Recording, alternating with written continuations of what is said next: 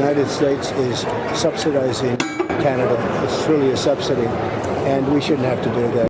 So I already recorded this entire video, and then there's some breaking news. Donald Trump actually responded to the threats that the Ontario Premier made in response to Donald Trump's initial threat. So just to break it down simply, Donald Trump threatened to put on 25% tariffs on Canada if we didn't do X, Y, and Z.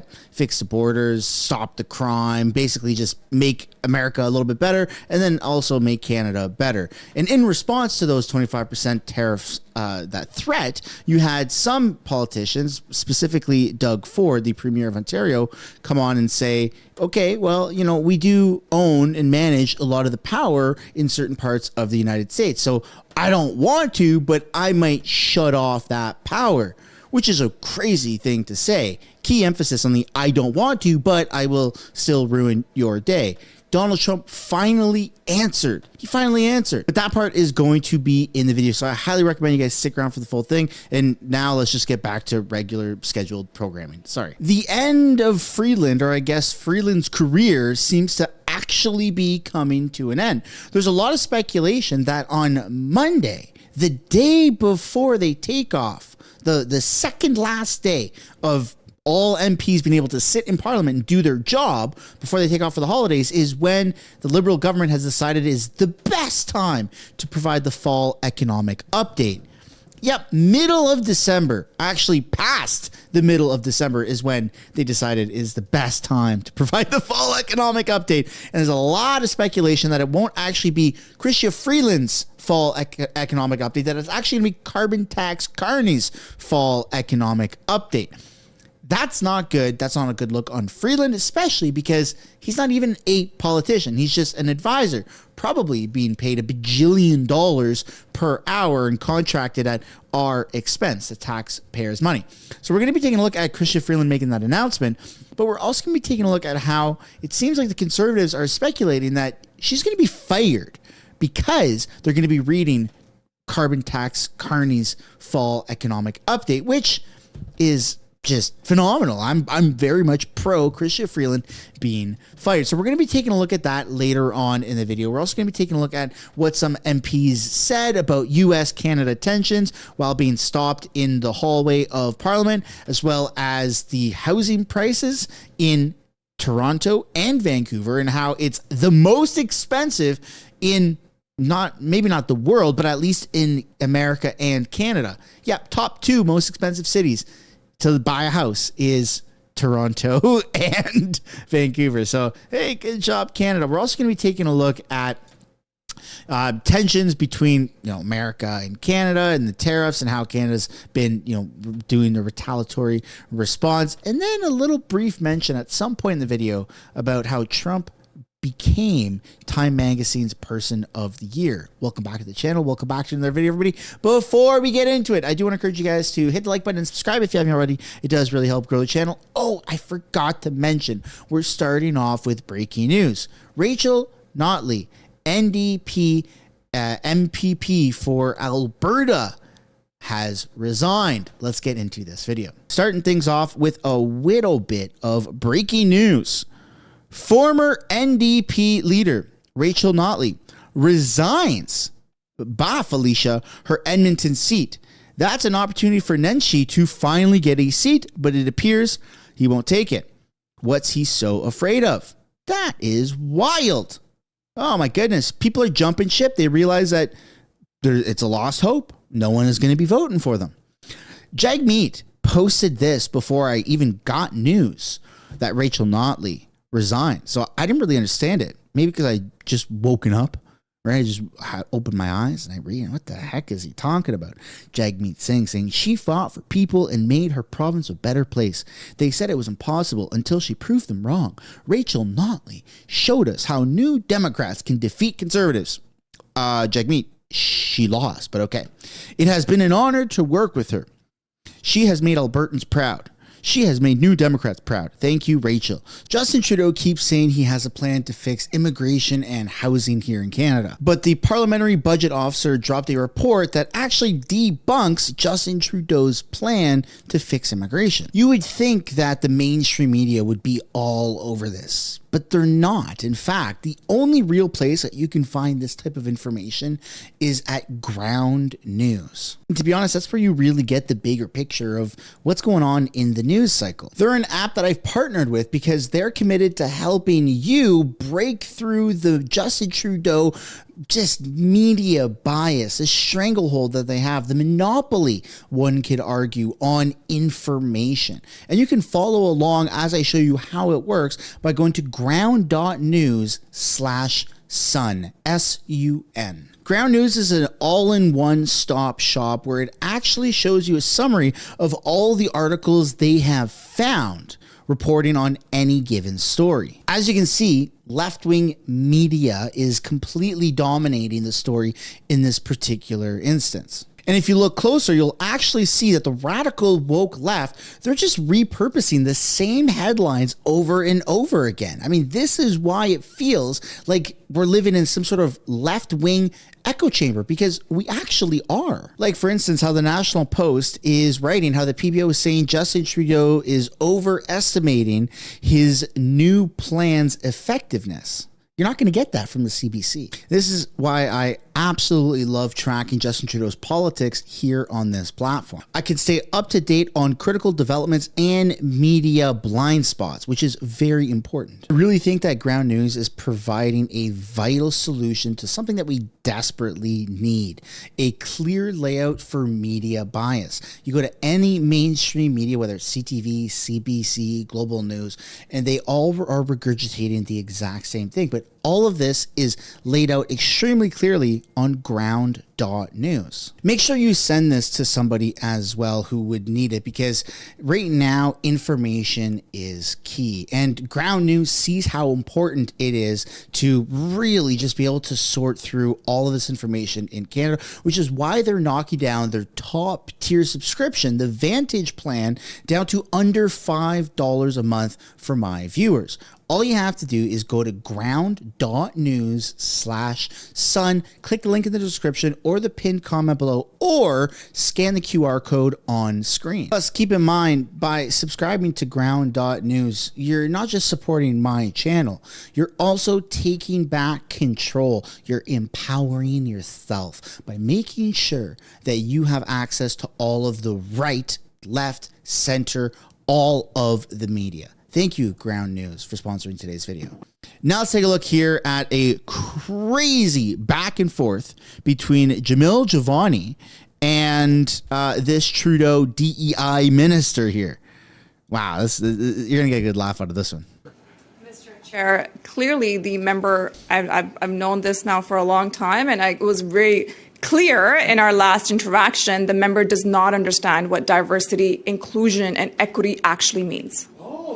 Thank you for articulating that. Maybe I can ask you some questions and learn something today about diversity and inclusion. I've got a statement here from a witness who appeared before the Justice Committee, Rachel Cook from the University of Alberta, who said, and I quote, "I think the EDI system has made the problem of anti-Semitism worse. I think it can start at the top, but it also starts in institutions and in massively funding EDI programming, such that quite literally when I ask who decides who is in these EDI meetings, is it a percentage of the population? Their response was, it's in the groups that deserve equity and deserve inclusion." So, Minister, I'd like to ask, who deserves equity and who deserves inclusion in your mind? Mr. Chair, my goal as a Minister for Diversity, Inclusion, and Persons with Disabilities is to ensure that we're creating equal opportunities for every single person in this country, regardless of their age, regardless of their race, regardless of their identities, regardless of their abilities, and that takes fundamental changes within our institution to do that work. You have to be deliberate about making that change. Clearly something the Conservative Party does not understand, when they can Canadian think back to, university Mr. student- Speaker, they can think when a back to their Canadian snitch lines. university student- We all remember the time under the Harper government. When a Canadian They have university absolutely student, no idea when a Canadian what university diversity student- inclusion means. Wow, there you go. There's no room for discourse with these people, right? They keep talking in their little Karen voice and they keep going and, excuse me, I'm talking, right? It's insane. These people are nuts. You're trying to go toe to toe with Jamil Giovanni? Man, that's not going to work. Pierre handpicked that person, all right? He's also friends with Vice President-elect J.D. Vance. They go way back as broskies, all right? Probably did upside down keg stands, okay? Back in fraternity days. You're not going to beat the conservatives. There's a massive wave happening in America, right? Super pro-Republican. And the same thing is happening here in Canada. Super pro-conservative. You're not, the debating points that the liberals have, they can't even stand on them. They're horrible. They're shite. The conservatives are well prepared all around. And this is awesome because you're seeing more and more people kind of come out of the shadows and make a name for themselves on the conservative side, right? It used to be just Pierre, Melissa Lantzman, Jasraj Singh, and now you're seeing Jamil Giovanni, even Cooper, Michael Barrett. These people are starting to, have some really good zingers and really good talking points. And it's awesome to see that. What's not so awesome to see, though, on the other hand, is real estate in Canada.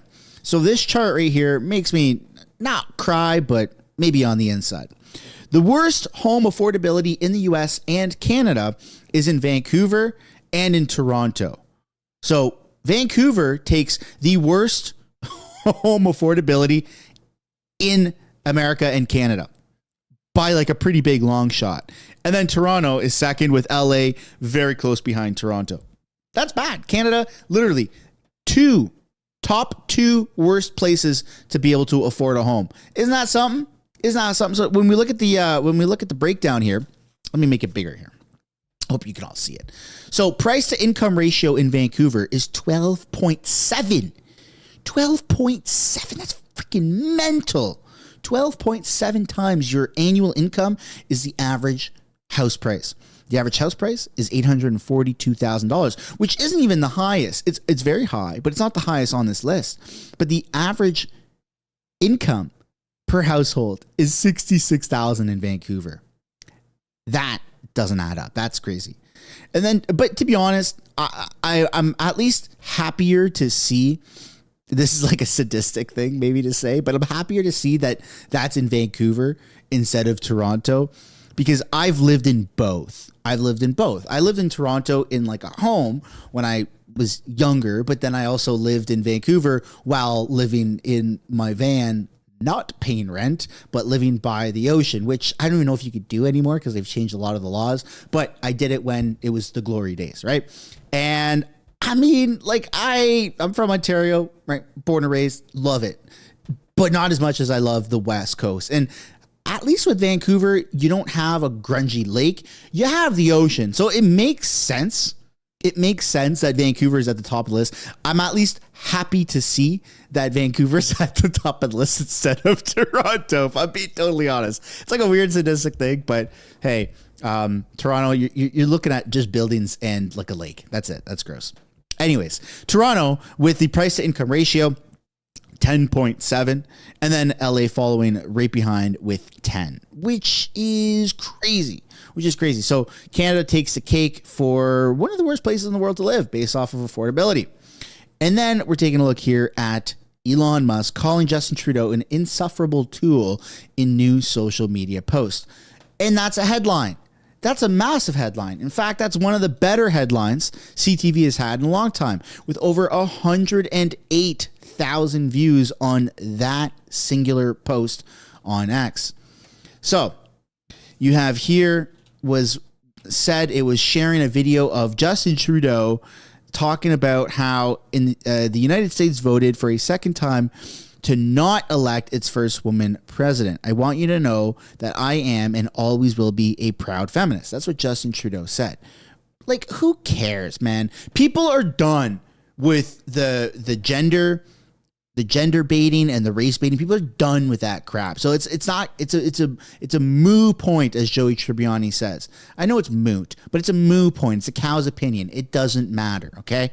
And then that's when Elon Musk said in reply to the post, he's such an insufferable tool, won't be in power for much longer. And we all see it, to be frank. We all see it. I mean, when you look at any of the polls, you're seeing just a landslide sweep against Justin Trudeau. You have these polls right here. Pierre poilievre projected 227 seats, woo-wee, with a bottom line of 201 and a top end of 249. Justin Trudeau at 47 seats. He was at 63 the other day. I don't know what happened. Maybe his friendship bracelets kind of backfired. Who knows? And more importantly, who cares? 99% likely across the board for the Conservatives of winning the most seats and odds of a majority government. So that's looking very good for everyone except Justin Trudeau, which, to be honest, is probably how we all want it anyways. And then we're going to take a look here at this little scrum interview before everyone went into question period. This is yesterday, for those that miss it. I haven't even seen this, to be honest. So you got Trudeau and a bunch of MPs were questioned right in the hallway of Parliament on First Minister's meeting on tariff threat, Canada Post strike, and just the overall state of everything. Where are the premiers? Looking forward to talking about Team Canada with the premiers tonight. There's lots of work to do altogether, but we can see that one of the great strengths of Canada is different perspectives focused on standing up for Canadians. That's what this is all about. Struggling without Canada Post. Canadians are fed up with this dispute. They do not believe that the parties have taken these negotiations seriously.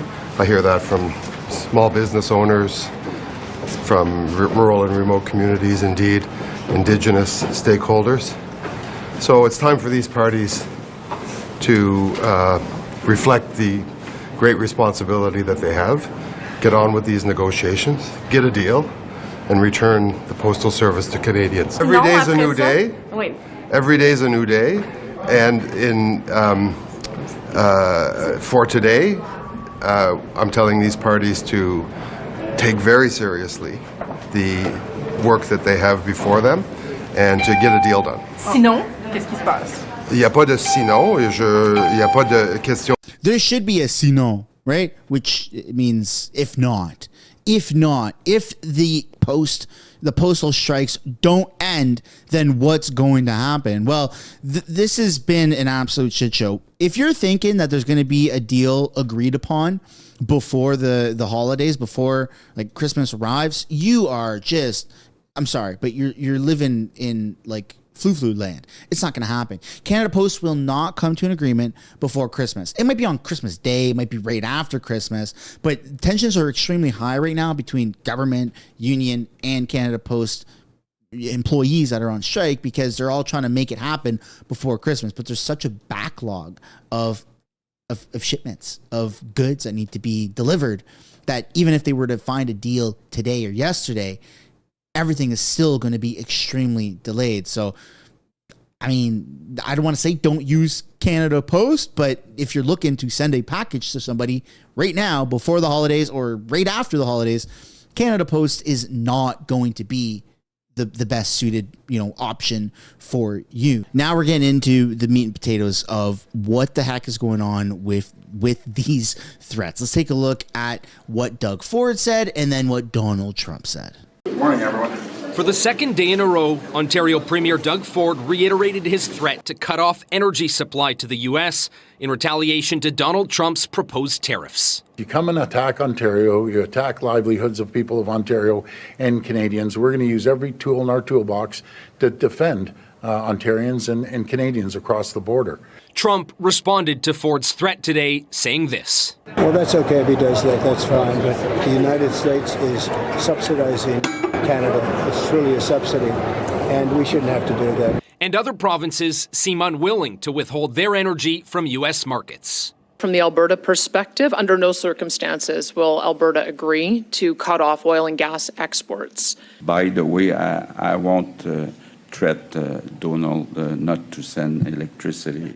The disagreement between provinces goes even deeper. Last night, Premier Ford said he is convinced Canada will not escape U.S. tariffs. However, François Legault cited his meeting with Trump last week in Paris. And he told me very clearly that we can avoid those tariffs if we do what needs to be done with the borders. Which is the focus of a new announcement from Alberta Premier Danielle Smith today, a team of specially trained Alberta sheriffs that will patrol the border, more than 50 officers, K9 teams, and cold weather surveillance drones to stop illegal cross-border activity. If we succeed and maintain proper border security, I expect we will have a very strong relationship with the United States, as we always have. Ottawa is said to have presented a plan to strengthen the border during yesterday's meeting with the premiers, a plan that is expected to be presented publicly in the coming days. Marcia? Jeremy, thanks. That's absolutely bananas. I don't know how we're going to get out of this. It really feels like we're starting to begin a trade war with our brothers of the South. And I don't think this is what anyone wants. I don't think people want this. I don't think politicians want it. I think that this is just getting out of control, and they should probably start dealing with this stuff behind closed doors. But again, that's my own personal opinion. I would absolutely love to know yours. Bank admitted that they had to cut rates because the economy is performing so poorly under this NDP Liberal Prime Minister. And, you know, Canada's phantom finance minister has been pulling the strings for a while. Carbon tax Carney has been forcing radical new spending and forcing the finance minister to smash through a $40 billion guardrail. And now that Canadians are fed up and angry, the Prime Minister is going to blame her, dump her, and replace her with Carney. A classic example of an incompetent boss blaming subordinates. Does the finance minister not realize that she's about to join a long list of cabinet ministers that have had their careers and their reputations ruined by this prime minister? There you go. Put some W's down in the chat. An Attorney General. Mr. Speaker, I'm equally delighted that he's talking about the Bank of Canada, because what has the actual Bank of Canada governor said recently? He said, quote, CPI inflation has been about 2% since the summer, and we expect it to be close to target on average over the next couple of years. On inflation, what has Tiff Macklamachi said? Quote, we are no longer trying to get inflation down. Government spending is not pushing against us getting inflation down. We have brought it down. That's the handiwork of this finance minister and this government, generating economic growth and being prudent with fiscal management. That's about inflation being on target 11 straight months, Mr. Speaker. And the reason we're taking a look at that clip is because the next one is going to be a breaking news announcement that chrystia Freeland did about how she's been dropping the ball. Let's take a look at that. We don't actually know yet whose economic plan they're going to be reading or economic update, whether it's Freeland's or Carney's, but nonetheless, it's not looking good for Freeland. In fact, the video that I want to play next is that of Freeland giving a bit of a announcement here. It's all breaking news all over the banners. Let's take a look here. Let's take a look. Is the largest market for the United States, larger than China, Japan, the UK, and France combined. We discussed how all of us are working hard to explain the value of that economic relationship to our American counterparts, that it is a win-win. The Prime Minister started the meeting by thanking premiers for their active and effective outreach work. We are taking a Team Canada approach. A number of premiers spoke out strongly in favor of a robust Canadian response to unjustified tariffs. Some premiers proactively identified products that their provinces produce and export to the United States, and which the U.S. relies on, and which should be considered as part of the Canadian response. This included some critical minerals and metals. We are taking a Team Canada approach. We know that this is a moment when Canada needs to be strong, smart, and united. And we know that when Canada is strong, smart, and united, when we play as a team, we can be effective and we will win. We recognize, the Prime Minister, Minister LeBlanc, and I, and all of the premiers, that this is a serious moment for Canada, and we are resolute and determined to meet that moment. Nous comprenons que c'est We un understand moment that sérieux pour le Canada. So everything is guised under this Team Canada approach. They're doing changes, economic policies, Team Canada. It's just branding at this point, right? What they're doing is harming Canada. They're team against Canada. So, good evening. Bonsoir tout le monde. Hello, As good Chrystia evening. said, the Prime Minister began the hour-and-a-half-long conversation by thanking the premiers for their outreach to Americans.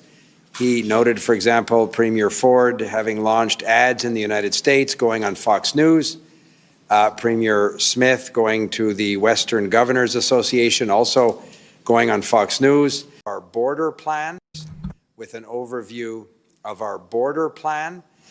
He stressed that illegal migration from Canada to the United States is only 0.6% of the total, and Canadian fentanyl is 0.2% of the total of U.S. seizures. But we also obviously acknowledge that one fentanyl pill is one fentanyl pill too many, and that we committed to continuing to work, obviously, with American authorities, both on the issue of illegal migration and the issue of synthetic drug seizures. We shared details of the border plan with premiers and received positive feedback. We were encouraged by their desire to contribute provincial personnel, provincial assets to this work. It was a conversation where premiers were as specific as talking about certain vehicles that could contribute and different provincial personnel that could work with the RCMP or Canadian Border Services.